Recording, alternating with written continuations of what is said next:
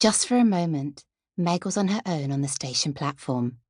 She had travelled into deepest Dorset and it felt like another world. It was just after 2 o'clock in the afternoon and everything was very still. She had time to take in the hanging baskets, the tubs of scarlet tulips, narcissi, and blue grape hyacinths, the sense of peace.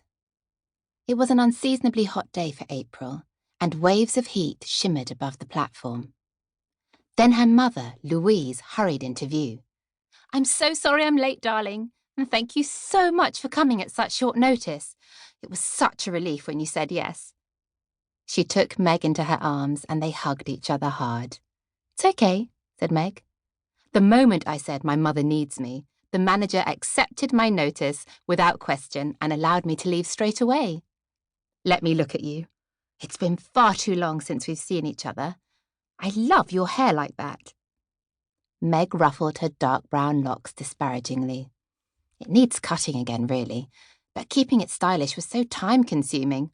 Apart from having to keep going to get it trimmed, I was supposed to stick down my fringe and the bits at the side with sellotape when it was wet, and I couldn't be bothered. Now it's just curly and does what it likes.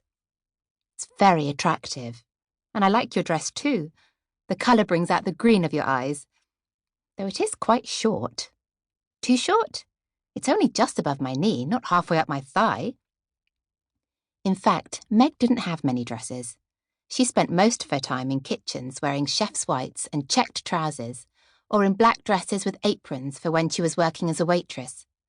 When she wasn't working, she mostly wore slacks, but it was so hot she felt a dress would be more comfortable to travel in. "It's lovely," Louise said, not sounding quite convinced. "But we're a bit behind the times in Dorset. Swinging London is a long way away. The only thing that swings here are the church bells." Meg laughed, glad to see her mother hadn't lost her sense of humour in spite of her worrying new job. "I've brought my work gear. I don't want to frighten the horses with my modern ways." "Cows, mostly." Louise took hold of Meg's case. "Good journey." "The last bit is so pretty, isn't it?" "Are you hungry?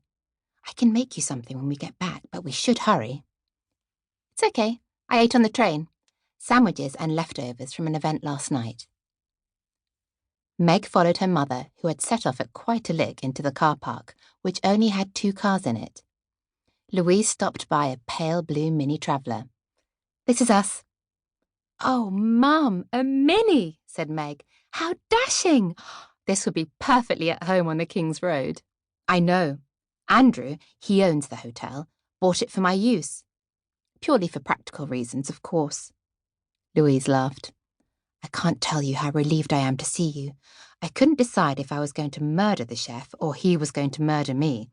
But whatever, it's all going to hell in a handcart." "I was delighted to have an excuse to leave my job," said Meg. "I'd got awfully bored with cooking nursery food for rich bankers. This will be the perfect job before I go and work with my French chef." "It's so exciting that you've managed to arrange that. In Provence. So you'll be near Alexandra." "That's right. Antoine, her husband, whose account I hadn't forgotten, helped me arrange it all after their wedding. It's going to be terribly hard work, and I don't think the restaurant will pay me, but I'll learn such a lot it'll be worth it." "They won't pay you?" Louise was outraged. "No. I'll be learning, so that's my payment. In the old days, young chefs had to pay old chefs for the privilege, so things are a bit better now." Louise pursed her lips in disapproval. "Well, I do hope you won't find working down here as boring as what you were doing in London. They're not rich bankers, but most of our clientele like what they call simple food. In fact, everyone gets what the chef decides to give them." "Please don't worry, Mum. I'll do anything you need me to do. My French slave driver doesn't want me for a while anyway. You can have me all summer or however long you need me." Louise put Meg's case in the back of the car and walked round to the front. "Get in, darling. It's not locked."